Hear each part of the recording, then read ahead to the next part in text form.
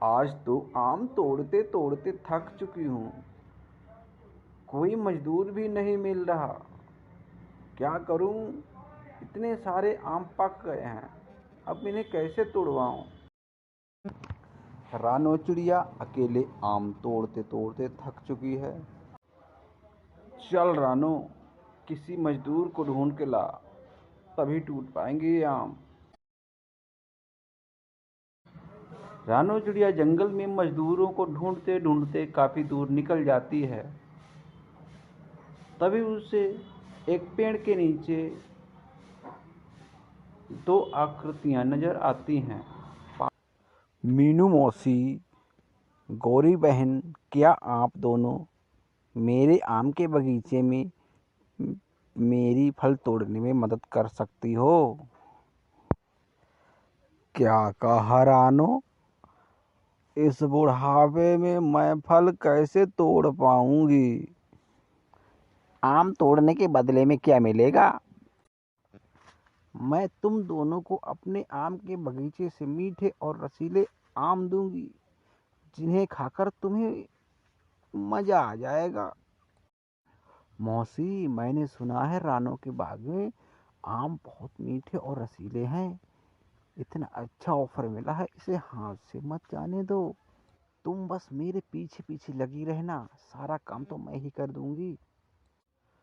जब तू इतने प्यार से कह रही है तो मैं कैसे मना कर सकती हूँ। चल, तुड़वा देती हूँ तेरे आम। फिर वे दोनों रानो चिड़िया के साथ उसके आम के बगीचे की तरफ चली जाती हैं। देखो, तुम दोनों आम तोड़ तोड़ कर इस टोकरी में भर कर लाओ और यहाँ इकट्ठा कर दो। मैं अभी कुछ देर में वापस आती हूँ। रानो चिड़िया उन दोनों को काम समझाकर वहां से चली जाती है। गौरी बहन, मैं आम तोड़ देती हूँ, तुम इस टोकरी में भर भर कर यहाँ लाकर इकट्ठा कर देना। चलो, हम दोनों काम पर लग जाते हैं। फिर गौरी और मीनू टोकरी उठाकर बाग में आम तोड़ने चले जाते हैं। गौरी और मीनू ने सारे आम तोड़कर इकट्ठा कर दिए।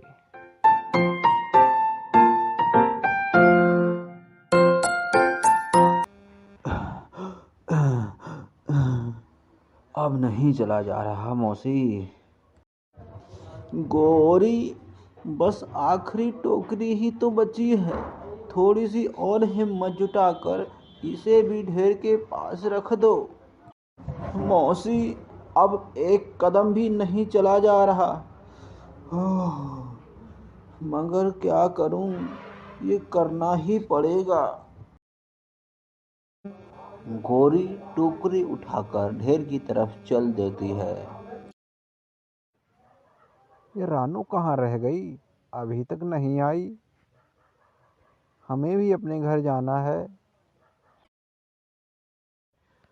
कुछ देर में रानू चिड़िया वहां आ जाती है।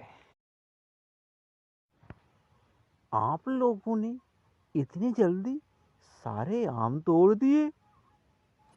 रानो बहन, आप मुझे मेरी मजदूरी के आम दे दीजिए। अब मैं घर जाना चाहती हूँ। आज मैं बहुत थक गई हूँ। अब घर जाकर आराम करूँगी।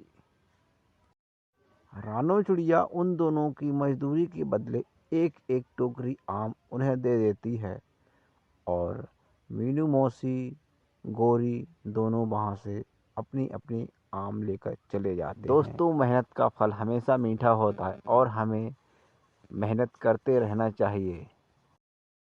कालू स्टोरी 49 टीवी में आपका स्वागत है। गर्मियों का मौसम, आंधी और तूफान ने सभी का जीवन अस्त व्यस्त कर दिया था। शरीर को झुलसा देने वाली धूप में दो बच्चे और एक चिड़िया अपने टूटे हुए घोंसले के पास बैठे थे। मम्मी मम्मी, मुझे धूप लग रही है। मेरा शरीर धूप से तप रहा है। कुकू बेटा, पापा अभी आते ही होंगे, फिर हम सब किसी दूसरे जंगल चले जाएंगे, वहाँ ढेर सारी छाँव होगी। पापा चिड़िया कुछ देर में आ जाते हैं। ए जी, बच्चे धूप में व्याकुल हो रहे हैं, हमें जल्दी ही दूसरे जंगल में जाकर अपना नया घर बना लेना चाहिए। रानू, तुमने बैग में सारा सामान रख लिया है ना? मम्मी मम्मी, आपने मेरे सारे खिलौने रख लिए हैं ना? हाँ कुकू बेटा, आप बिल्कुल भी परेशान ना हो, मैंने पहले ही आपके सारे खिलौने बैग में रख लिए हैं। कुक्कू और गुड़िया अभी छोटे थे, इसलिए वे उड़ नहीं सकते। वे अपनी मम्मा पापा की पीठ पर बैठकर उनके साथ जा रहे थे। अधिक धूप होने के कारण वे सब जल्दी ही थक गए और उन्हें प्यास भी लगने लगी। वे सब एक पेड़ की छांव में बैठ जाते हैं। ए जी, बच्चों को प्यास लग रही है, आप थोड़ा सा पानी ढूंढ कर लाइए ना। रानू, तुम यहीं बच्चों के पास बैठो, मैं अभी पानी ढूंढ कर लाता हूँ। पापा चिड़िया अपने बच्चों के लिए पानी की तलाश में वहाँ से चला जाता है। कुछ देर उड़ने के बाद उसे एक नदी दिखाई देती है। पापा चिड़िया नदी के पास जाकर नदी से पानी पीने लगता है। इस नदी का पानी कितना मीठा है ना?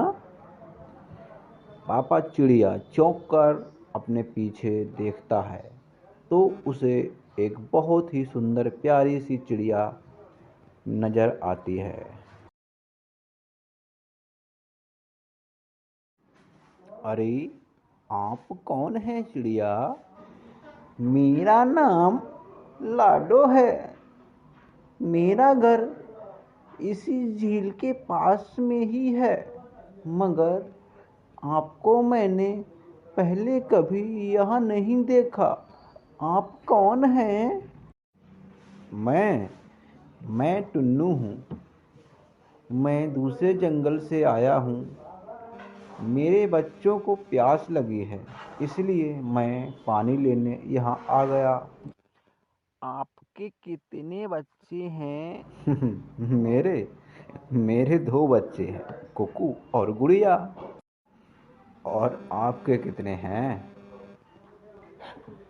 लाडो थोड़ा शर्मा जाती है और कहती है, मेरी तो अभी शादी ही नहीं हुई, तो बच्चे कहाँ से आएंगे? क्या आपने अभी तक शादी नहीं की? आप तो इतनी सुंदर हो। क्या करूं, आप जैसा कोई हैंडसम और सुंदर मिला ही नहीं। क्या आप मुझसे शादी करोगे? लाडो, तुम कैसी बातें करती हो? मैं तो पहले से ही शादीशुदा हूँ। आप कितने अच्छे हो, आपको यूं जंगल में भटकते देख मुझे अच्छा नहीं लगेगा।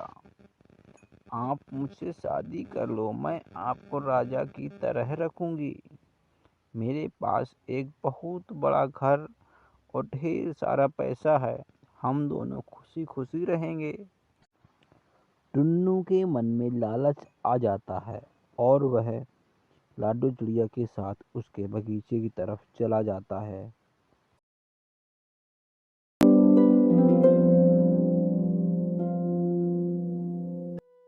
आप यहाँ गप्पे लड़ा रहे हो, बच्चे प्यास से तड़प रहे हैं, आप जल्दी पानी लेके चलिए ना। टुन्नू जी, आप कहीं नहीं जाएंगे। मेरे पति मेरे साथ नहीं और क्या तेरे साथ जाएंगे? हाँ रानू, अब तुम बच्चों के पास लौट जाओ, मैं यहीं रहूँगा। ए जी, आप ये कैसी बहकी बहकी बातें करते हो? हमारे बच्चे प्यासे हैं, चलो हमें घर भी बनाना। देखो रानू, मैं इस घुटन भरी जिंदगी से तंग आ चुका हूँ। मैं अब लाडो चिड़िया से शादी करके खुश रहना चाहता हूँ। आप हमें और हमारे बच्चों को इस भयानक जंगल में लाकर अकेला कैसे छोड़ सकते हो? अब हम आपके बिना इस भयानक जंगल में कहाँ जाएंगे? रानू, अब तुम यहाँ रहकर अपना समय बर्बाद मत करो, चुपचाप यहाँ से चली जाओ। आप तो समझदार हो, फिर भी आप इस चिड़िया की बातों में कैसे आ गए? आप मेरे साथ नहीं चलोगे तो मैं बच्चों को क्या बताऊंगी? टुन्नू चिड़ा चुपचाप लाडो चिड़िया के साथ उसके घर चला जाता है। रानू चिड़िया रोती हुई अपने बच्चों के पास लौट जाती है।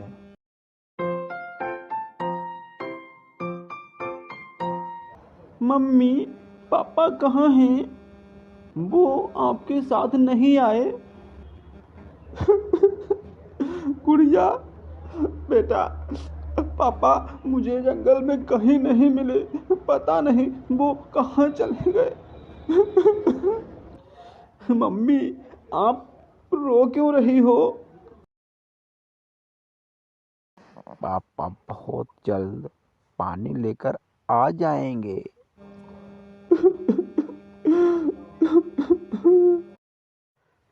कुक्कू बेटा, अब तुम्हारे पापा कभी वापस नहीं आएंगे, वो हमें छोड़कर कहीं और चले गए हैं।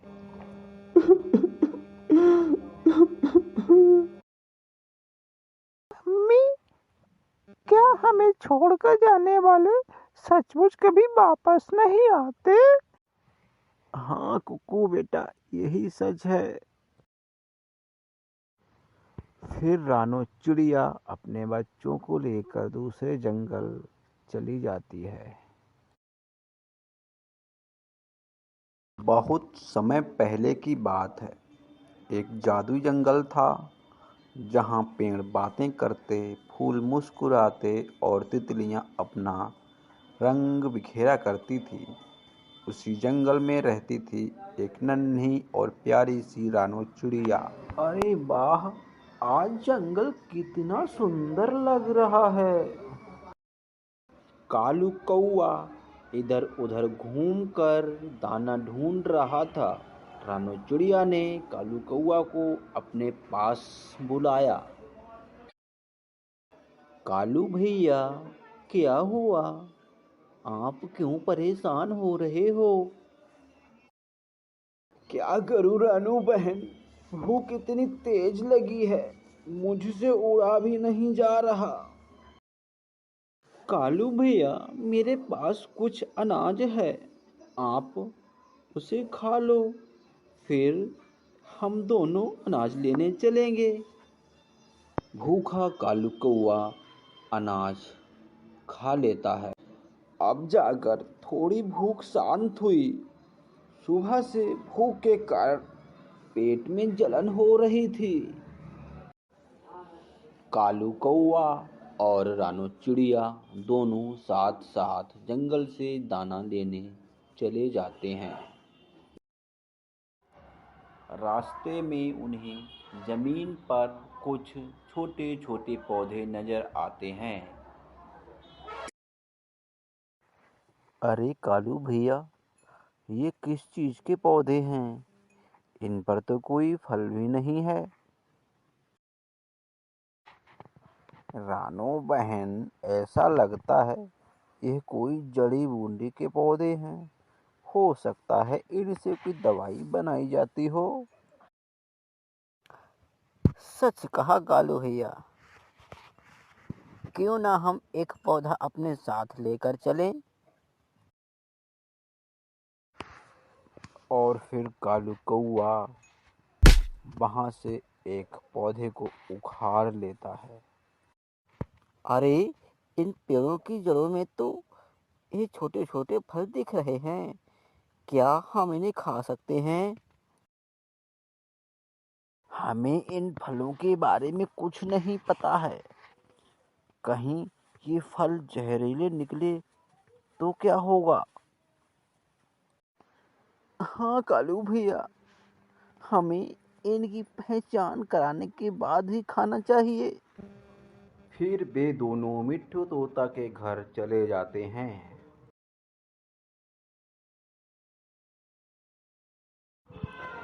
मिट्ठू भाई, यह देखो, ये कौन से फल हैं?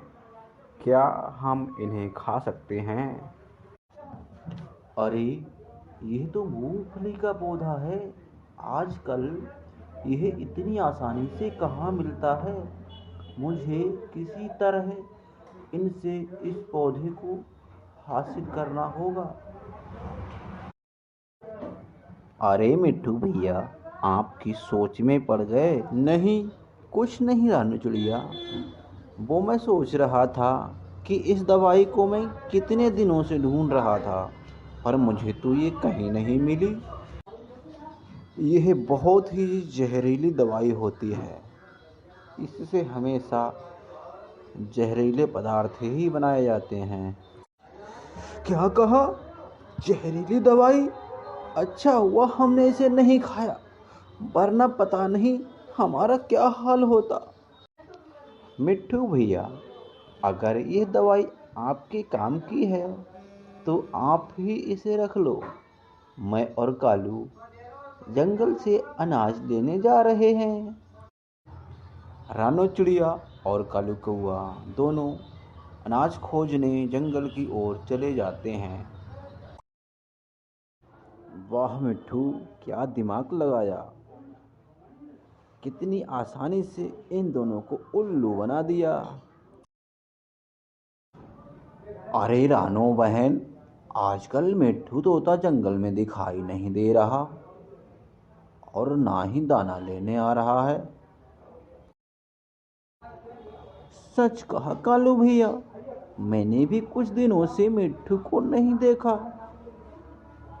कहीं उसे हमारे ले जाए हुए उस जहरीले पौधे से कुछ हो तो नहीं गया। चलो उसके घर चलकर देखते हैं। दोनों मिट्ठू तोता को देखने उसके घर चले जाते हैं। मिट्ठू तोता बैठा बैठा मूंगफली खा रहा था। यह देख रानो चिड़िया और कालू कौआ हैरान रह जाते हैं। इसका मतलब तुमने हमें बेवकूफ़ बनाया। ये जहरीले नहीं, कोई खाने वाले फल हैं। आ, आ, आ, आ, आ, आ, आ, आप लोग? मिट्ठू भैया, आपने हमें धोखा दिया है। तुम एक लालची पक्षी हो। हमें आप पर कितना विश्वास था भैया। रानो बहन, मुझे माफ कर दो। मैं लालच में आ गया था बहन। मैं अपनी करतूत पर बहुत शर्मिंदा हूँ बहन।